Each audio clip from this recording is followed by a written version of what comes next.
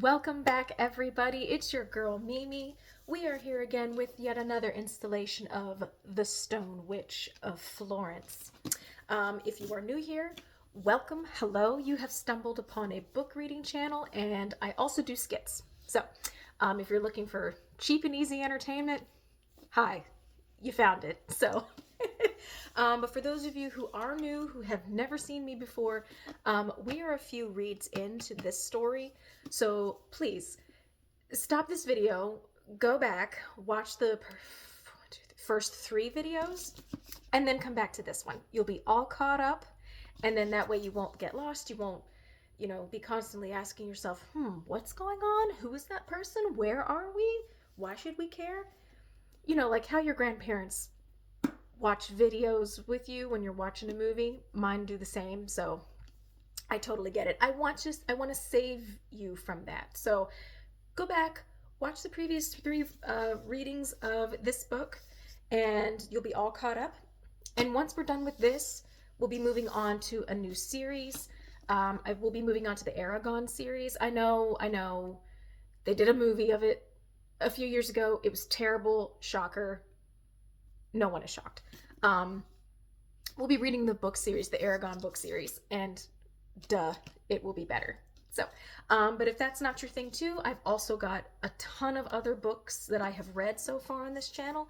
You can find them on my playlist, my book reading playlist, and you can also find my skit playlist, my Department of Infernal Appeals playlist. If that title confuses you, I invite you to go and watch that playlist and find out what that's all about. But without further ado, let's go ahead and get this shindig started. Make sure I have my water ready this time.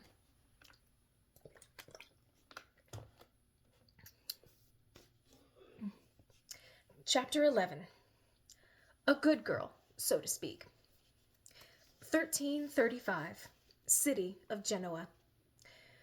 Quite a bit of time had passed since Ginevra's first encounter with the Malocchio, but in those years the coral figa stayed bright red and kept Ginevra in health and safe from the eye, just as Monna Vermiglia promised it would. No longer did she have to close her eyes and concentrate to know how the strings connected one thing to another. She had become fluent in their silent language of cause and effect. But at 15, for the first time, her attentions and desires were not wholly devoted to her work with Monna Vermiglia. Now, when she walked down the little streets along the harbor, she was noticed by the sailors and loafabouts, and sometimes she noticed them back. Vermiglia listened every day to Ginevra recounting their unoriginal and libidinous comments as if they were rare poems penned by a courtier. The older woman saw that soon Ginevra would want to marry one of these fools if nothing more interesting happened. This was a treacherous time of life for a young woman, when she was susceptible to finding worthy qualities in men who had none. The time had come, she realized, to push Ginevra toward her full potential. Vermiglia went to Ginevra's father, Gasparo, and said, "Look here, you haven't any money, and your daughter is a good girl, so to speak, and does not deserve to become a slave wife to whatever miserable rope-maker will be content with the public dowry." "What should I do?" asked the poor Gasparo, concerned in earnest for his child. Vermiglia patted his hand sympathetically. "Don't worry, I will tell you. My cousin is an abbess at a convent called St. Elisabetta, operated by the Augustinians as a charity for women who were formerly prostitutes, but now are nuns. She could make use of a girl such as Ginevra. There she may learn and practice the healing arts without causing a scandal. Your daughter will make her own living, and she need not settle on the first circumstance that presents itself." Gasparo conferred with his wife, Camiola, and they both agreed they did not want their daughter to be married to a miserable rope-maker. So Vermiglia went to the monk she had seduced, and had him write out the letter of introduction. She then helped Gasparo arrange for Ginevra to travel with a group of pilgrims who were making a southward journey the following week, and would stop at the merchant republic of Florence. Ginevra was not entirely in favor of this turn of events. She could not imagine being apart from Vermilia, being apart from her parents. But even though she wore the coral mano figa, she had not forgotten the eye and was afraid it would come back for her if she was ungrateful. So she cried her tears quietly into her bed and made no protest as she prepared for the journey. Camiola noticed Ginevra's despair anyhow, and went to her daughter and embraced her as she bundled her few belongings together. Ginevra began to weep and clutched at her mother's sleeve. "Why do you send me away? Do you not love me now that I am grown?" Tears came also to the corners of Camiola's eyes. "Your absence will be a yoke upon my shoulders, but do not think about us.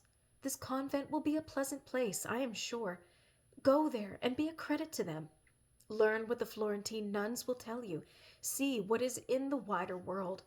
Then, when you come back to us, it will be because you choose to, and not because it is all you know." "But are there not convents enough here in Genoa?" Camiola hugged her only living child closer to her and spoke slowly, or else she, too, would weep freely. "This one must be special. Your teacher, Vermilia, is wise. She knows, and I, even in my humbleness, know, that there are not so many ways for a woman to improve her lot. She must be willing to go farther, to search harder, to find how we may realize our truest talents, and to please God with them." Ginevra knew her mother was right, and that it was not fair. To solemnize their farewell, Monna Vermilia invited Ginevra to her home for a last supper of sorts. She had gathered 100 tiny clams from the shore, and now threw them without mercy into a sputtering pot of lard and garlic. The delicate creatures stood no chance, and opened immediately to release their briny liquor into the frying pan. Vermilia dumped the whole lot of them into a great earthen bowl, with much clacking of shells and spattering of fragrant broth. Ginevra smiled weakly and dipped a round of saltless bread into the broth. Vermilia did the same. In the silence of the shared meal, the immediacy of departure weighed heavily. Ginevra put down her bread. "Oh, Monna, I cannot bear it." Vermilia reached across the table and held her arm tight. "Tonight we must be glad. We must enjoy each other because I am old and will die before you return." "No! You are like Noah and will live to be 900 years old." "Who says I haven't done that already, eh? God has no great plans for me. I saw it long ago. The morning you came to me with the Malocchio, I asked the stone in my ring, and it told me my time is approaching. So go, my dear, and look only forward, for you have had the best of me." Ginevra sat stunned. "I do not believe it. Show me the stone that could know such things." Vermilia sat still for a moment. "Very well, then, if it will make you accept it." She took her ring off and placed it among the clamshells on the table. "Where did it come from?" Ginevra asked, as if through interrogation she might discredit the jewel. "From my friend, the monk," said Vermilia, "who pried it from the bindings of a book." "How can you believe what it says, then? It's only a decoration. It knows nothing." "My poor girl. Here, touch it." Vermilia pressed the ring into her pupil's palm, and Ginevra knew it had been unearthed at an auspicious moment from a mine now forgotten, that it was blessed with words from a dead language, and carved with symbols men stole from the old gods. She knew it did not lie. Vermilia smiled as she took the ring from Ginevra's still open palm and shoved it back onto her own finger.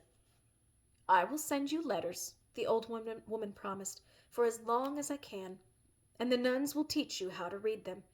Here is the first one. Give it to my cousin, called Sister Agnesa. It explains why I sent you." Ginevra took the letter. She wiped her eyes and stood and paced up and down the messy room where she'd spent so many days, and decided that, for Vermilia, whom she loved, she would have to accept it. All of it, as best she could. "Death comes for us all," she finally said. "He does indeed," Vermilia agreed, still smiling. Along with the letter of introduction, Vermilia entrusted Ginevra with a small, sealed package for her cousin the nun. Ginevra felt her coral amulet heat up as soon as the parcel was handed to her. "Be careful with this parcel," said Vermilia with a wink. "It's not tied so tightly." A few days into her journey, Ginevra stepped away from the pilgrims with the excuse of relieving herself, and untied the package. Inside was a handful of stones. Each was different, some appearing as common pebbles, others as rare jewels. Some were the color of bricks, or honey, or deepest green or purple, like a drop of frozen wine. Others were striped, a few were speckled, and one or two were carved with foreign symbols. Ginevra suddenly felt very small and very young. Her coral glowed so much that its light showed through her clothing. Though it was a chilly afternoon, she could feel a warmth coming off the gems, as if they had been held tight in a hand. Surely the nun wouldn't notice if she took just one for herself. She picked out the most ordinary-looking stone, brown and rough. It rattled like a dried-out seed pod. She retied the package carefully and hid the rattling stone among her things to keep her own secret treasure.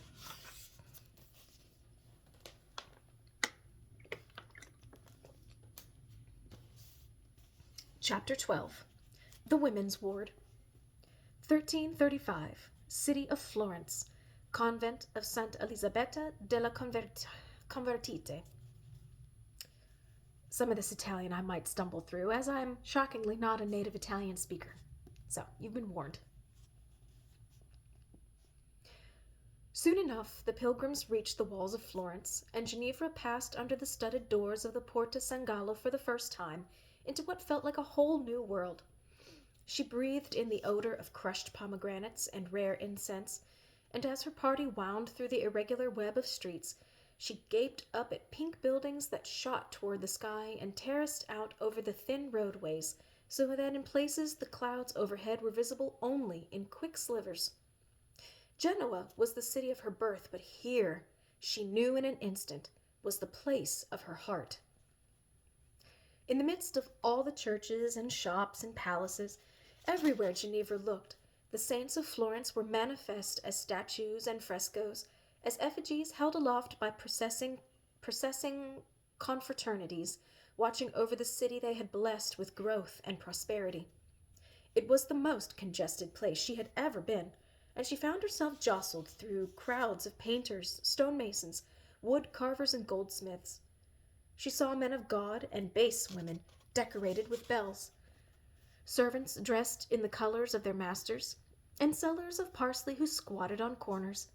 One of the pilgrims had been to Florence before, and he pointed out all that he knew to Ginevra as they passed, including the men of great consequence, whose ancestors had been vicious lords of the country, and who now made untold fortunes importing Venetian glass, painted books, and English wool. They squeezed past crowds of the wretched poor, crying out for bread, who came as pilgrims to beg for relief in front of Florence's famous relics, housed in gem-studded shrines. And all along the way, Ginevra spotted the little limps and sores and watery eyes and thought, "I will fix you, and you, and you." Her walk ended at the front door of the Augustinian convent of San Elisabetta della Convertite, set into the street-facing stucco wall that adjoined their modest chapel. The pilgrims handed Ginevra over to Sister Agnesa, the cousin of Monna Vermilia. After a brief and awkward introduction, Ginevra presented Monna Vermilia's letter and the package of stones. She waited nervously for Agnesa to open the package, but the nun put it away in her purse without a word. Agnesa was not quite so old as her cousin, her face lined but not sagging, the whites of her eyes still clear. "Walk with me now," she said, her gray habit billowing around her as she stepped quickly down the hallway of red tile floors and striped plaster walls. At the end of the corridor was a large wooden door, which Sister Agnesa pushed open to reveal a long rectangular dormitory lined with small wooden cots. "Here is the hospital. We are one of the largest in the city, with 12 beds," she said with pride. "Its purpose is to provide shelter for poor pilgrims who travel far to pray before the city's relics. Your job will be to keep it clean and see to their needs." Gladly, sister, but I can do more than that. Surely in her letter, Familia mentioned, do you find the role of housekeeper beneath you? Hygiene and preparedness are the cornerstones of our work. No, sister, forgive me, said Ginevra, perplexed. But I mean, Vermilia implied that the convent had use for me specifically. There wasn't a girl already in Florence that would have sufficed as housekeeper? Surely there was. Now, if you will hold your thoughts for a moment, so I might tell you mine. Good. The reason I will take you, and not some other girl, is this way. Come. They walked through the hospital and exited the other end into a yard, surrounded by high walls on all sides and filled with the stuff of daily life. Vats for laundry, chicken coops, a vegetable garden, a privy. In the yard, 3 young nuns wrapped wool threads with golden foil, and an ancient nun sat and smiled on a sunny patch of earth. And against the far wall there was a large wooden lean-to that Ginevra took as a shed for animals. It was here Agnesa led her. Will they make me a swineherd too? She worried. But when she stepped inside, Ginevra gasped at the interior. Instead of piglets rooting in apple cores, a proper brick floor covered in reed mats, and another dozen beds, several occupied with very pregnant women. Hello, ladies, said Agnesa. The women murmured back their greeting. Here is the other work we do, she said, turning back to Ginevra. A place for women to have their babies, when they wish nobody else to know. We do this because we remember our sisters outside the city wall, who must sell their bodies, and on occasion find themselves in this predicament. My cousin says you understand discretion, yes? A woman tied to a ladder and consumed by flames flashed in Ginevra's memory. She nodded vigorously. Good. You will help them as you help the pilgrims, and you will not mention this part of our work to anyone. It's the sort of thing where word is passed to those who need it, and no one else. Understood? Ginevra nodded again. Being privy to clandestine activities made the prospect of maid's work much more palatable. She was sure they'd get to the magic and healing eventually. Good. Now, the other part of what you'll do here, as a laywoman, is see to our affairs outside the convent. The sisters are not permitted to leave, and if you're representing us, you must be an example of what a decent lady ought to be like, and, my dear, being clean is one of those things. They went back out into the yard, to the area where the laundry was done.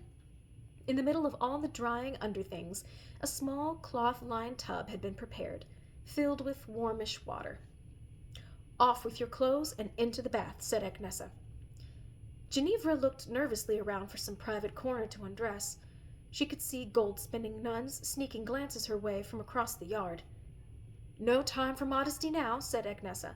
Every sister here had another life before in the brothels. You think we haven't seen it all, and some besides? And with that, Ginevra was out of her dusty garments and into the tub. What's that you wear on your neck? Said Agnesa immediately.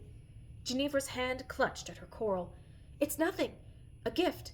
I have always worn it since I was young. Agnesa gently pulled her hand open and observed the carved amulet. You know, lots of our pilgrims carry their own little charms. Corals, bits of horn, prayers tied up with string. Though this one has a presence, doesn't it? But you might take it off now, since you've removed all your other clothes. But Vermilia said I was never to take it off. Ever. She did? My cousin said that? Yes, it was she who gave it to me, after I punctured the malocchio. A brief shadow passed over Agnesa's face. How does it feel now? Is it hot? Is it cold?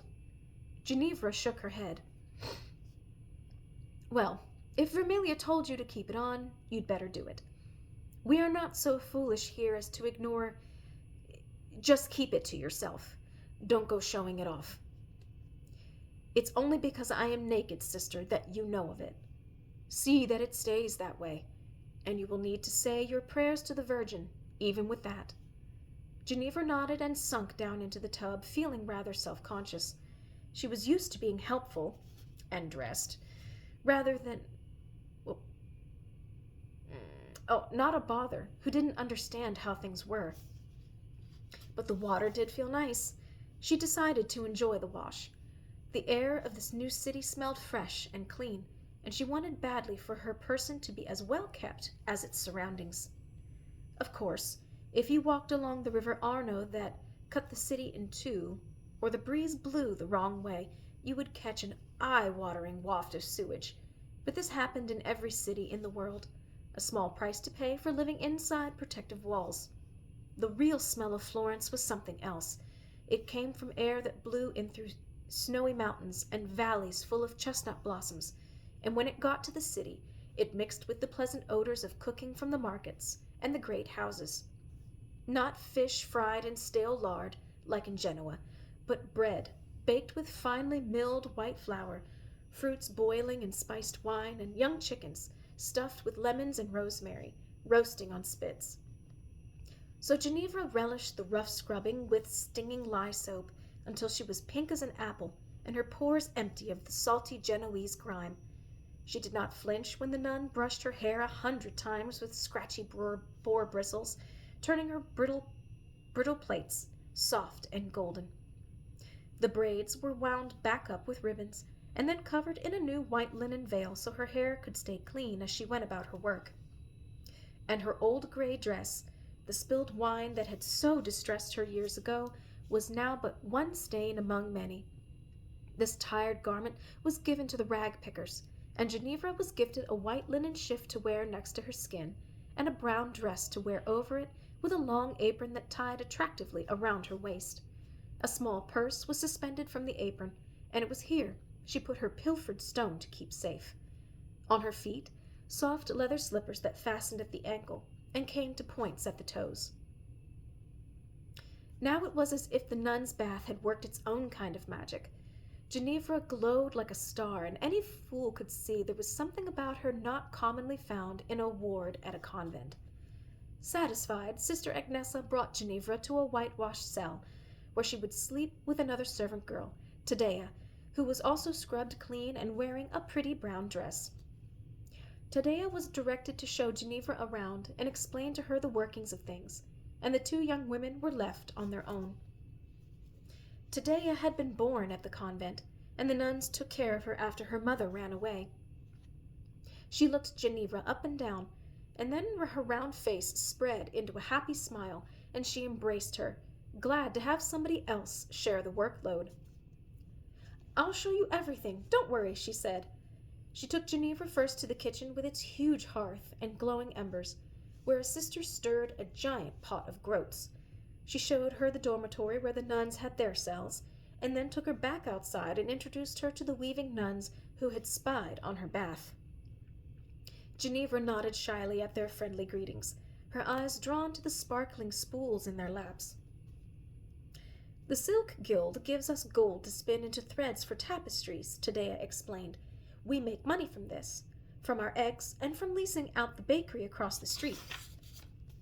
Ginevra tried to absorb it all, amazed that a girl her own age could know so much about business.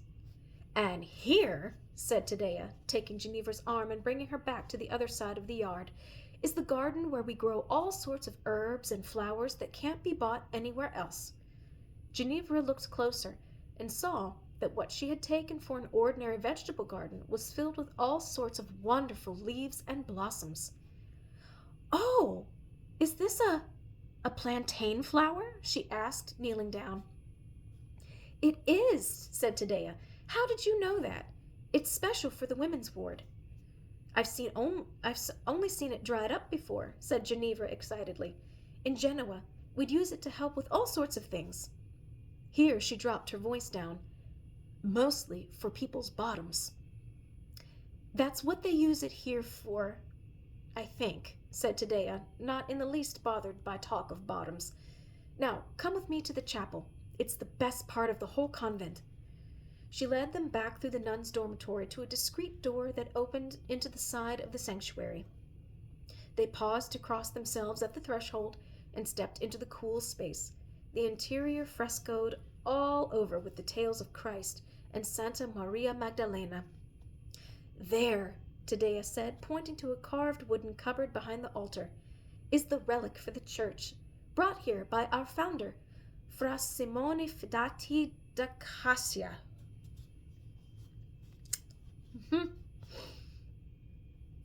Within the cupboard, Ginevra saw a large crucifix, a crystal orb fixed at its center. Something was suspended in the center of the orb. "It's a piece of bread, soaked in the blood of Jesus Christ himself." Taddea crossed herself again, and Ginevra followed suit. "I've never seen such an important relic before, besides from far away in processions," Ginevra said, impressed that Taddea was allowed to just walk up and point to it whenever she felt inclined. It was a real, actual miracle. A parish priest put a piece of the host inside a book of prayers to bring to a sick person. When he opened up his book, the bread was soaked in the blood of Christ. He was afraid of it, so he brought it to Fra Simone. In my parish in Genoa, we just had a rock that touched a piece of San Francesco's robe once. I don't think it ever did any miracles. Well, this one does. All the women about to give birth, we pray to the bread to keep them safe. And so far, no mamas or babies have died. Ever." Ginevra looked at the extraordinary communion bread and crossed herself again. No mothers and no babies? This was unheard of. Vermilia must not have known about this relic, or she wouldn't have been so dismissive about praying to them. "Anyhow," said Taddea, "I have to go help with supper now. Today is porridge day. Actually, most days are porridge day, but I think you'll like it. Oh, and you can run across the street to Sir Cecchi, the baker. Sir Cecchi, the baker. I got my C's and double C's mixed up. His rent is due, and we must collect it.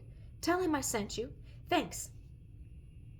And with this fragmented introduction to the convent of Santa Elisabetta della Convertite, Ginevra began to settle into her new life. For a while, she worried Agnesa would ask her about the rattling stone in her purse, but days and weeks had passed, and it was not mentioned. Ginevra continued to wonder, though, why Vermilia thought this place, where coral amulets must be hidden, and where there was a relic that actually listened to healing prayers, was the right place to send a girl with witchcraft in her blood, and a package of magic stones. When Vermilia's letters began to arrive, they contained no answers, only the normal things. Messages of love from Ginevra's parents, a bit of gossip here and there. All this was transcribed by Vermilia's monk, and then Sister Agnesa and Ginevra would read them together, the nun using them as lessons. But in all the syllables and sentences that Ginevra painstakingly sounded out, never was there anything about Ginevra's aptitude for magic, about how Santa Elisabetta was connected to the golden strings. So she put questions of this nature in the back of her mind and focused instead on the pleasant challenges of literacy and of learning to navigate her new city as she ran errands for the convent. Every day, Ginevra was dazzled. Florence had its troubles, of course, but they were covered over with veneers of party-colored marble, and the nervous hands of its citizens were hidden, tucked into fur-lined cloaks. It was only in the large numbers of destitute women who came to seek help at Santa Elisabetta, far more than pilgrims who sought lodging, did she notice the cracks in the facade of her new home. Taddea explained to Ginevra that the women's ward was a bit of an open secret. Nobody talks about it, but everyone knows. Prostitution was not permitted inside the city, but it flourished just on the other side of the Porta San Gallo, and even though extramarital affairs were practically the national pastime, an unwed mother was the most wretched creature in all of Italy, and there were not so many places that would care for them. Women who came to the convent were encouraged to stay and take the vow themselves, but not everyone was meant to be a nun, and many women preferred to return to their old lives. A very few who came were noble, whisked there by their mothers to carry their shame to term. These women paid large sums of money for discretion and private quarters, but rich or poor, no woman in the ward ever saw her man come back to marry her or claim his child. Unfortunate.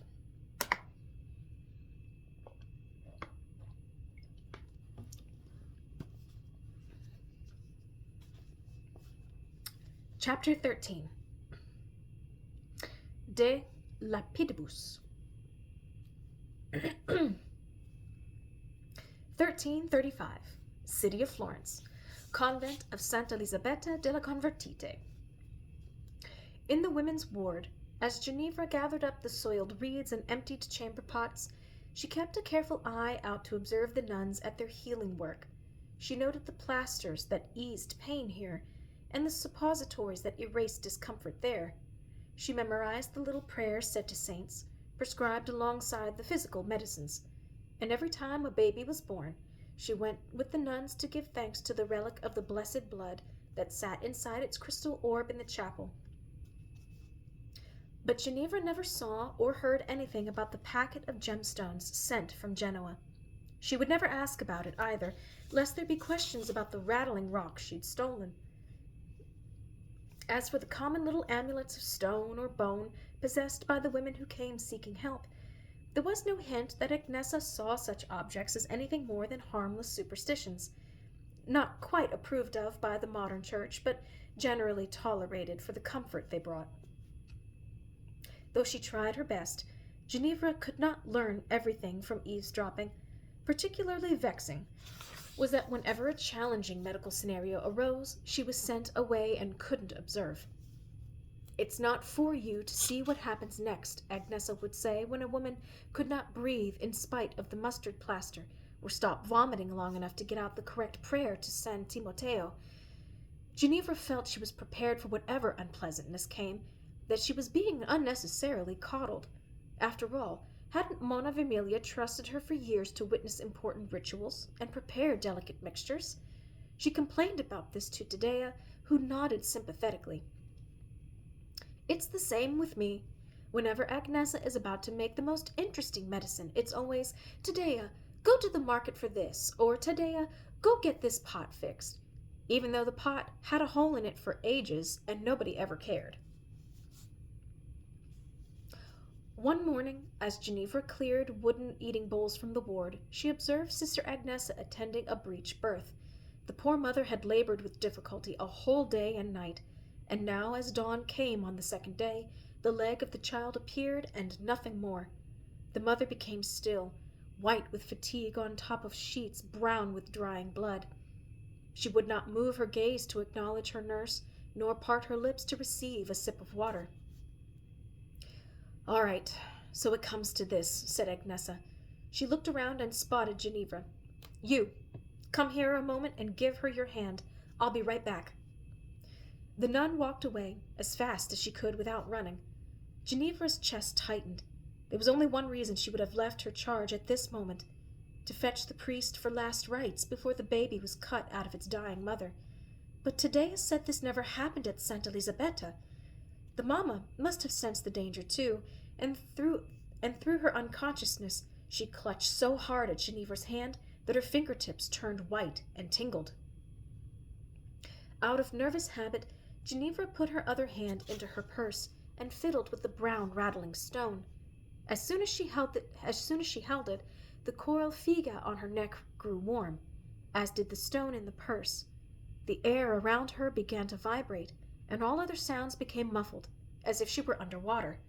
She felt an irresistible urge to take out the stone and put it on the bed. In fact, she could have sworn the stone strained against her tightly closed fist. Ginevra glanced around furtively. It was just the two of them in the ward, her and the dying woman on the bed. She gave in to the strange rock, allowed it to pull her hand out of her purse and onto the bloody pallet, and placed it down next to the child's leg. The little foot immediately withdrew back into its mother. Her swollen belly roiled like a pot of soup, and then out came the head where the foot had been, and the baby was born quickly and correctly. A moment later, out whooshed the the afterbirth. The mother woke from her stupor, released Ginevra's hand, and asked if she might have a portion of wine. Before the mightily shocked Ginevra could gather her wits and take back the stone, Sister Agnesa was at her side. "Thank Mary and all the saints! The brave girl managed it on her own." She picked up the baby and slapped it until it bawled. Ginevra tried to surreptitiously grab the stone back, but Agnesa's quick eyes followed her hand and saw the little rock there on the sheets. She gasped and snatched it away, hiding it inside her palm. "Fool! Fool! How long has the eagle stone been lying here?" Agnesa hissed. "Just a moment. Did my careless cousin give you this?" Ginevra hung her head, and Agnesa's eyes widened with understanding. "So, you helped yourself, then, to a package meant for me, to a thing you didn't understand. But it worked! And you know what it's called? An eagle stone?" Agnesa bit her lip. The new mother again asked for wine. "Ginevra, go and fetch this thirsty lady a drink, then come straight away to my cell." Ginevra left the fuming Sister Agnesa clutching the infant, and went to pour a draught of wine with shaking hands. She was terrified of what she had done. She had stolen something that compelled her to use it carelessly. She thought of the thieves in Genoa, who became beggars after their hands were cut off for their crimes. Would they do that to her? She touched quickly her coral to make sure it was still there, that this was not caused by the Malocchio finally come back for her. The jewel lay at her collarbone, where it always did. Whatever punishment was coming her way, she had brought to her own self. Maybe Fra Simone would excommunicate her when he was told what she did, and after a miserable, handless life, she would go straight to hell and be tortured for eternity. But under these fearful thoughts, there was something else: anger. She had saved a woman's life and was in trouble for it. There's a right way to do things.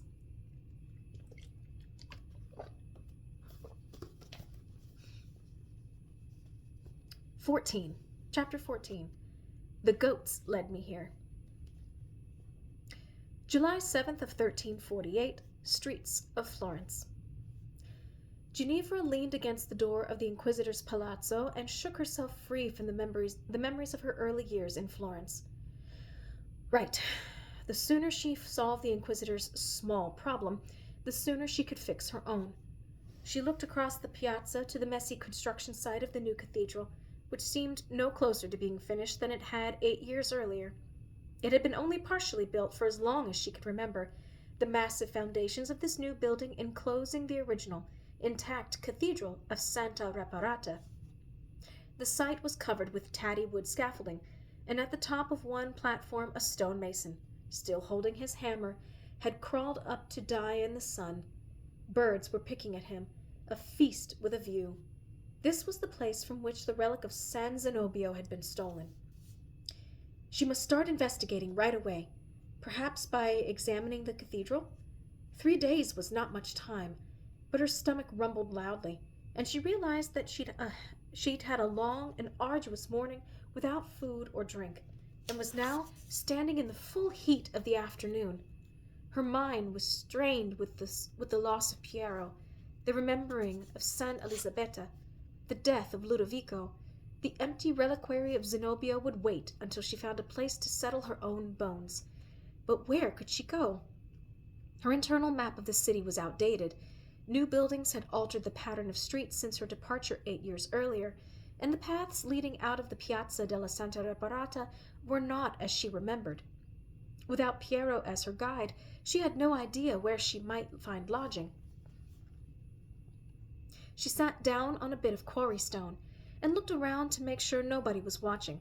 From her bag of gems, Ginevra plucked a limpid green smaragdus,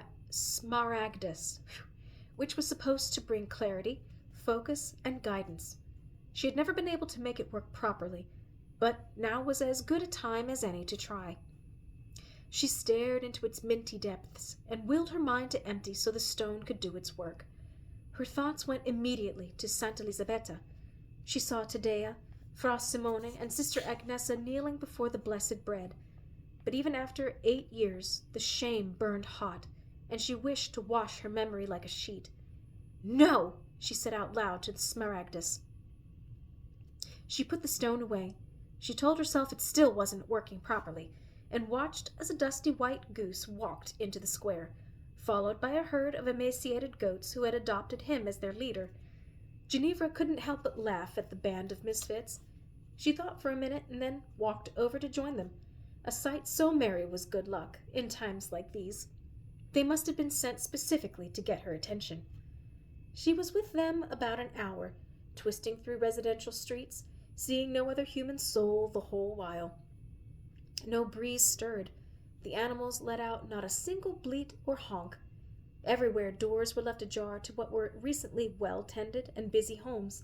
Foul odors wafted through open windows, where now-gone neighbors had been too afraid to retrieve the dead for burial. The sun was directly overhead, casting no shadow, when they arrived at the church of Santa Trinita. At this, Ginevra lost faith in her goose leader. She was familiar with this spot and knew it was only a short distance from where they had started. She began looking at the empty homes with an eye for one that might do for her own shelter when she heard a loud bang. The door of a fine palazzo flung open 20 yards ahead. A man, well-dressed, though quite disheveled, blinking in the sunlight, and let out a deep sigh of relief that he stifled when he saw Ginevra and her companions. Before man, woman, or goat could say anything, a piteous cry escaped from a window of the building the man had just exited. Come back, my lord," called the voice, with wheezes and rasps. The animals jerked their heads in unison toward the sound. The man glanced at the window, cast a pained look at Ginevra, and said, "I'm just going to find the thing," and then he ran away. The voice cried out again, "Come back, my lord, I'm still alive. Perhaps I won't die. Please don't leave me all alone." The goats looked expectantly at Ginevra, who thanked them for their company and shooed them on. She walked through the loggia at the front of the building. In his haste to depart, the disheveled man hadn't locked his front door. She entered into the dark courtyard of a fine home. "Hello?" Ginevra called up the stairs that ran round the courtyard, blessedly cool against the afternoon heat. "Who is there?" The cries stopped. The stench of yesterday's death lived in this house. Up the steps to the second floor, through a great hall, the floor covered with rotten salad leaves and old pork bones, she came to a door that was locked from her own side, the key still in its hole. She turned it, and the door swung open into a finely appointed bedroom. A young woman lay on the floor next to a bucket of black bile. She was crumpled below the high open window, having collapsed with the effort of shouting after the escaping man. She was pale, and her dark hair stuck to her sweaty forehead. At her throat, the swollen nodes of advanced disease. Ginevra looked around the room and saw a foot sticking out from a stained sheet in the corner, the source of the death smell. She asked from the doorway, "Can you still speak, my darling? What is your name?" "I am Lucia," she wheezed. "Where is my husband?" Ginevra had no more tolerance for absent men. "Think of him no more. The worthless fool has fled." Lucia breathed in to begin a sob, but her throat was so swollen she stifled herself and then lay back down on the floor in exhaustion. Ginevra's hand dipped into the purse at her waist, and her fingers were drawn to 2 bloodstones, recently acquired. They thumped like little hearts at her touch. She'd had no opportunity to use them yet, was not sure if they might cause more harm than good to a sick body. There was another wretched gasp from poor Lucia. She could barely breathe. One thing was certain. The lady was sure to die without intervention. Ginevra raised her eyes to the heavens. Here she was, just an hour after swearing to a papal inquisitor that she would perform no medicine. But how could she withhold help from this poor woman? Well, she told herself, my mistake last time wasn't healing people. It was being caught. "I am going to come into your room now, Monna Lucia. Do not be afraid." Lucia said nothing. This woman had clearly come to rob her home. At least she could have waited until Lucia was properly dead. This new woman, Lucia observed, did not share her husband's fear of infection. How greedy! To risk your life for linens and chairs. It would serve her right when her own throat was swelling up like a toad's. But the new woman did not go to the painted bridal chest, where things of value might be stored. Lucia watched with unfocused eyes as the thief moved aside the bucket of vomit and knelt down in its place. "I am called Ginevra de Genoa. It is within my knowledge to cure you, I think, but you must promise that you will keep my secret." Lucia wondered if this was the devil tricking her into bargaining away her soul. Were there any demons named Ginevra? She couldn't remember, but her fear was superseded by anger toward her husband, and she thought of how shamed he would be if she got better and arrived, unannounced and alive, at the country estate, her inheritance, where he had surely gone. "Listen," said Ginevra de Genoa, "I believe the goats led me to you for a reason, but you must promise you'll keep my secret. Tell no one if I cure you." Lucia tried to speak, but only bloody bubbles came out of her mouth. "If you promise, squeeze my hand." Lucia did not understand about the goats, but she understood she didn't want to die, and with her last strand of energy gave Ginevra's hand the faintest little squeeze. Lucia then blacked out into nothingness. Ginevra set to work, pulling out the 2 speckled bloodstones from her leather pouch. They were darkest green, dotted with flecks of red iron. A long time ago they had been polished into smooth ovals and inscribed with runes by the priestess who first blessed them. Like the eagle stones so long ago at St. Elisabetta, Ginevra let the rocks guide her hand. She placed the stones against the swellings that protruded from Lucia's throat, willing her own health to flow through them and push out the disease. At least, that's how she hoped it would work. The thrumming sound she now knew was as familiar filled the air, and the stones' heartbeats went faster, faster, until they were buzzing. She held them firmly against the swellings, her fingertips growing numb, her hands cramping from the vibrations. Lucia began to spasm, arms flapping and slapping, back arching, mouth chomping, and then, with a terrible, rasping gasp, she became still and collapsed flat against the floor. "Oh, God, I've killed her," thought Ginevra. She took the stones away and broke out in a cold, panicked sweat. Lucia sat straight up and dry-heaved. Ginevra screamed in surprise and jumped away. The sick woman leaned her head forward, and a large black glop fell out of her mouth and onto her lap, and she collapsed again onto the floor. Ginevra crept back to her and listened. Lucia's faint and ragged breaths became slow and even. The swellings on her neck shrank into dark purple bruises. A hand on the forehead proved the fever had broken.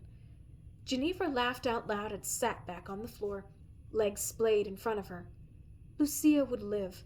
The bloodstones worked. For the first time in years, she actually felt good about herself. Now Ginevra finally took in all the details of her surroundings. She was in the town house of a well-to-do merchant. The family must have been without proper help for months, and the palazzo was cluttered with the detritus of daily life. The fireplace was full of ash. Dirty sheets were upon the bed. "Right," she thought. "Let's get poor abandoned Mona Lucia off the floor."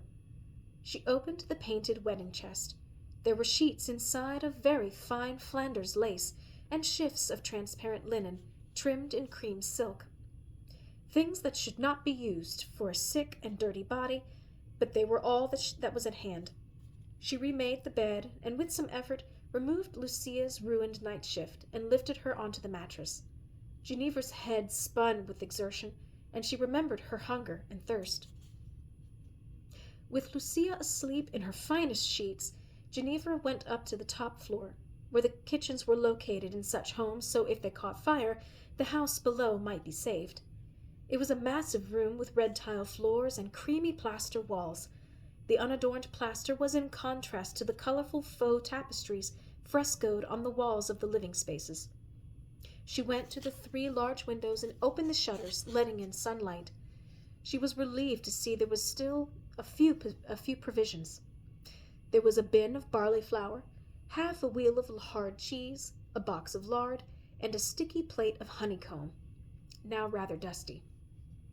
Hanging from the rafters, a desiccated link of dark red salami, 2 salted fish, and bundles of rosemary, lavender, and sorrel.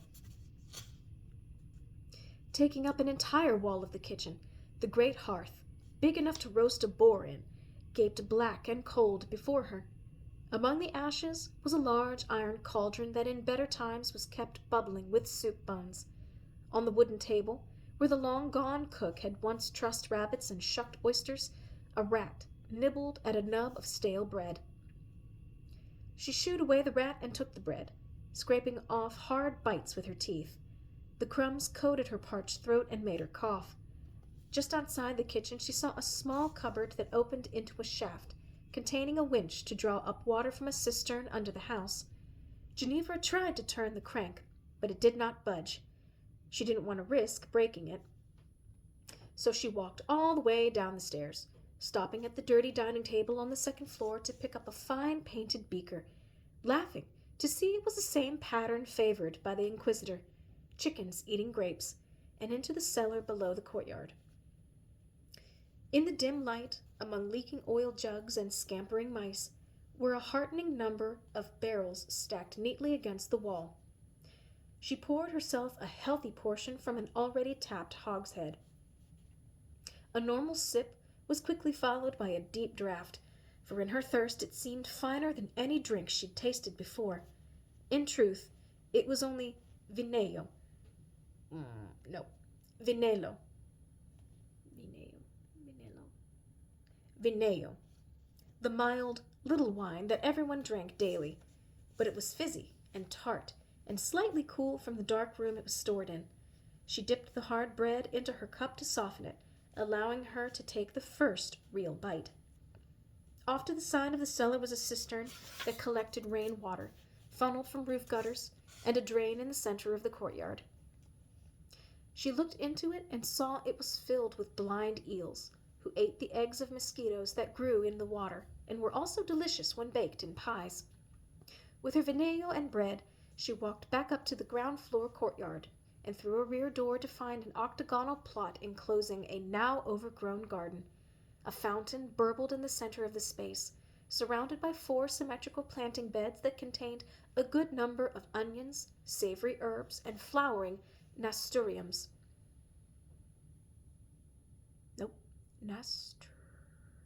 Nasturtiums. Nasturtiums. I have not read that word before. Gnarled quince trees provided shade for benches placed between the beds. The stone walls of the enclosure were mostly covered by apple trees that had been trained so their branches grew flat, like vines against the stones instead of out in all directions. Pecking their way around the onion tops were 2 peacocks, who remained ignorant of the present chaos, living happily off worms and fallen apples. In this space of calm and luxury, clutching her fancy new cup, Ginevra felt the mild potency of the vinello take effect. For a moment, she forgot to feel anxious about the great tragedy through which she was living, but only for a moment, and then she went back upstairs to drag the dead maid out to the curb for the next morning's body collector. Here she was, among compatriots, 1 woman living, 1 woman dead, and herself feeling somewhere in between, all of them left alone.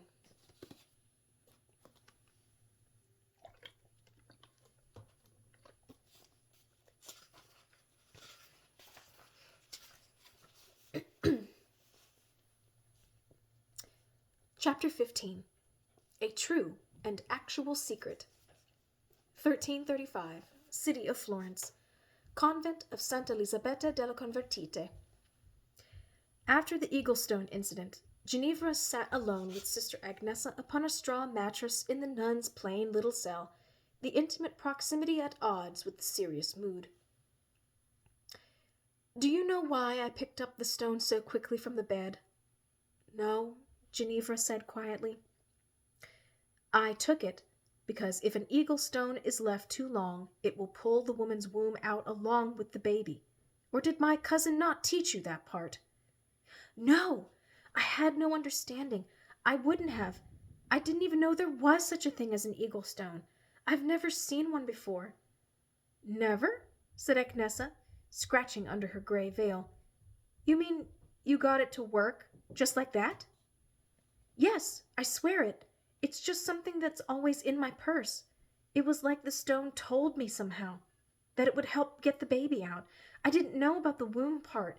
Please, I thought you were going to cut her all up. No, ignorant girl. Such a thing would never happen here. I know, the relic of the blessed blood, it protects them. No. Well, maybe. I don't know. I haven't pressed it to work on its own. The nun opened her hand and placed 2 stones on the bed, Ginevra's and another, nearly identical. The rocks drew toward each other across the rough woolen blanket and settled together with a very gentle snap.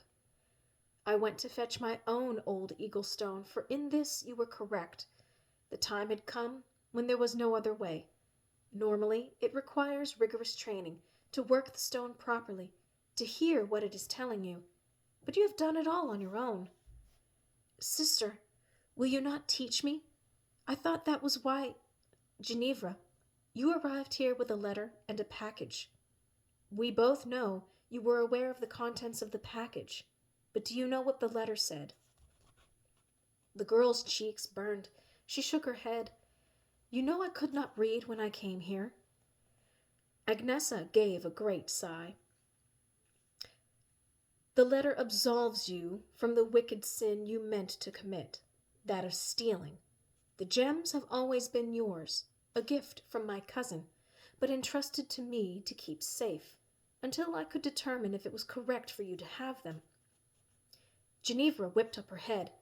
So is it correct, now that I know about the womb part? Ha! Absolutely not. Letting a rock, albeit a magic one, force your hand to action. Shame. But also it is clear to me that my cousin was right. You have a gift, an ability above others to direct the healing properties. When God grants a person such abilities, it is another sort of sin not to use them. Please, sister, I'll do whatever you say. Only teach me. Agnesa turned to face her fully and looked at her with hard eyes out of place in the kindly crow's feet that framed them. Listen here.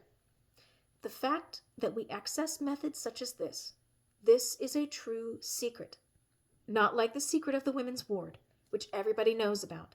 I mean a true and actual secret. If Fra Simone found out, why are you here then, at a convent? Why not work on your own like Vermilia? Because it is the priest's reputation as a holy man that gives us protection. Who would think to look for healing magic, or what many would call sorcery, in the house of such a saint? But sorcerers speak to the dead. They call on demons to do their bidding. The stones, the medicine, the spoken charms your cousin taught me, they work just because... Well, I don't know why, but I know I never spoke to a demon. But you can see how the ignorant believe such things. Do you understand what would happen if others learned that within these walls nuns make God's magic flow through heathen stones? Ginevra understood, but she did not like it. This was why Monna Vermilia disguised her talents, and why Agnesa had made her keep the coral amulet a secret, to know of the magic that resided in natural things, to be able to channel and use it. It's sacred. It scared those who could not. Now that you know, here is how it will be, said Agnesa. If you wish to learn the secrets of the stones, and one day take custody of Vermilia's gift, you must never speak of this outside of our walls, never in front of any of the women lying in, not even Taddea, who, bless her, does not have the abilities you do, and never in front of our founder. Do you swear all this? Yes, I swear it. And you will never again attempt to use a healing stone without my explicit permission, so long as you are here. Do you swear it? Ginevra swore it, for what else could she do? Good. You may go now. I'll summon you when I have time for lessons to begin. Ginevra stood to leave, but one last question burned in her, and she couldn't help but to ask it. Sister, if we can save those who come to the convent, what about the ladies in the rest of the city? Child, your desire to do good is commendable, but it is naive, and I grow weary. We only help those who seek us out. This is for our own safety. I assume my cousin keeps similar habits. You must accept that my counsel is correct if you wish to stay. Ginevra nodded and hurried away, not wanting to push her good fortune any further. From then on, while the rest of the convent slept, the two of them worked together to identify Monna Vermilia's gems and make sense of their powers. Their studies were aided by another secret of Agnesa's. A noble lady who once delivered a bastard at the convent donated her dead husband's library in thanks. In this collection were many wonderful manuscripts, including ones written long ago by the Romans and Greeks on the secrets of natural history. Inside were descriptions of stones and their appearances and useful properties, properties that modern physicians could hardly ever get to work. Agnesa knew better, and kept the manuscripts for herself, hiding them beneath loose tiles under her mattress. These books are the real things, the sources of truth, said Agnesa, lovingly tapping a moth-eaten volume of Theophrastus. The old information, not messed with or misinterpreted by some self-important monk who couldn't feel the vibrations of a golden string if it were tied to his prod. Ginevra stifled a laugh. Enough of that. Tell me, what is this? The nun held up a round stone, nut-brown and shiny like a leather button. Ginevra reached for a volume by Pliny, ready to plow ahead with the rudimentary Latin Agnesa had been teaching her along with her reading lessons. But Agnesa pushed the book out of reach. No, just hold the rock. Let it guide you, as you did with the eagle stone. Ginevra pressed the strange stone between her two hands, so it looked as if she were praying. It became warm in her palms, and so did the coral upon her neck. She stood up and looked out the doorway, then crept through the dark hallways toward the kitchen, Agnesa following her with a rushlight. In the kitchen, Ginevra's hands went like a dowsing rod to a barrel of rye flour. My hands are so sweaty, she whispered. Are you sure? Open them. Aha, said the pupil. It is the stone that sweats. Agnesa nodded. Now I will tell you. This is the toadstone. It comes from the heads of old toads. It sweats when brought near poison, so if you'll take the lid off that barrel. Ginevra lifted the lid, and sure enough, fluffy white mold had spotted the surface of the dark flour. Very good, said the nun. About the toadstone, I mean. You clearly need a different lesson on how to properly store food. Back in Agnesa's cell, she picked up the Pliny, looking for more information about toadstones. As she leafed through, a small, thin volume fell out from the pages. What is this? She asked Agnesa. The binding crackled and flaked under her fingers as they traced golden letters. Liber Iratus Polydorus. Who is Polydorus, sister? Ginevra, do not. But already she was flipping through the pages. Upon papyrus sheets she saw strange symbols, circles inside stars, lists of names with Latin letters spelling guttural symbols, strings of words arranged into triangles. Agnesa slapped it from her hands. What was that? Asked Ginevra. Shh! An evil thing. For men who believe they can summon demons to do their bidding. Books like this give our work a bad name, Ginevra. They lure the ignorant into chasing base and selfish desires by placing pins into dolls, baking hair into bread, writing chaotic arrangements of letters and numbers. You mean the spells in this book are fraudulent? Probably, but who can know? For only a saint could perform them, and no saint would ever try. Books like this are all the same. Look here, she said, pointing to a page. It dictates months of fasting, of chastity, of punishing the body with scourges and hair shirts as prerequisite for a spell to obtain 1,000 armed soldiers. Here I am in agreement with the priests. To attempt these rituals is surely a crime against God. Agnesa tried to stuff the book into the little clay brazier she kept burning in her room for warmth, but no matter her angle of approach, it would not fit, and not even a corner of it became charred. The nun sighed and tucked the book carefully back into the hidden space under the floor. Now, she said to Ginevra, let us return our attention to Theophrastus. He says here the antipathy stone may be worn at the wrist to absorb unpleasant memories. I think we have one of those somewhere. And here he discusses the lingurium stone, which is the crystallized urine of a lynx. Lingurium has many virtues, but unfortunately we do not have this stone. In fact, I've never known anyone who's seen a lingurium, for the lynx buries her treasures. When Ginevra was good enough at writing, Agnesa had the parchment of the convent's earliest records scraped clean and bound together into a blank book so her pupil could keep her own notes. Here is the green crystal called smaragdus, carved with sacred words of the Arabians. Look upon it when your eyes are weary, and you will see with fresh perspective. Or, here is shimmering black obsidian, made by the heat of volcanoes. It is good against fevers. Ginevra was grateful for the lessons, but still, beneath it all, there was that tiny current of skepticism that most young people have, that her elders were too cautious, that if she was just given the chance to try things openly, then Fra Simone and the Physicians' Guild and everyone else would understand that there was nothing sinister in women's use of healing stones. This sense of lost opportunity was even more acute on days when the stones called to Ginevra, and her fingers tingled to use them. But unless it was a matter of life or death, Agnesa insisted on standard herbal remedies, on prayer and patience. What might be resolved in an instant with a hematite rinsed in rainwater instead took weeks of drinking tea made from agrimony and oak leaves. Ginevra found the whole thing maddening.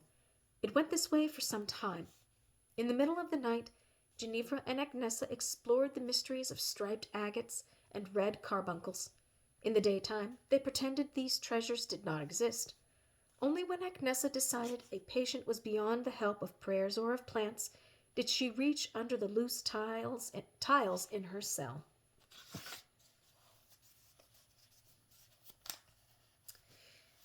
All right.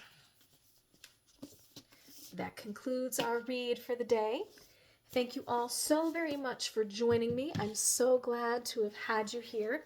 And wherever you are, if you're here in the States, if you're in the South, if you're somewhere on the East Coast, if you're somewhere in the Midwest, if you've been hit by this recent snow that came through, I hope you are safe. I hope you are warm. I hope you have water. I hope you have food.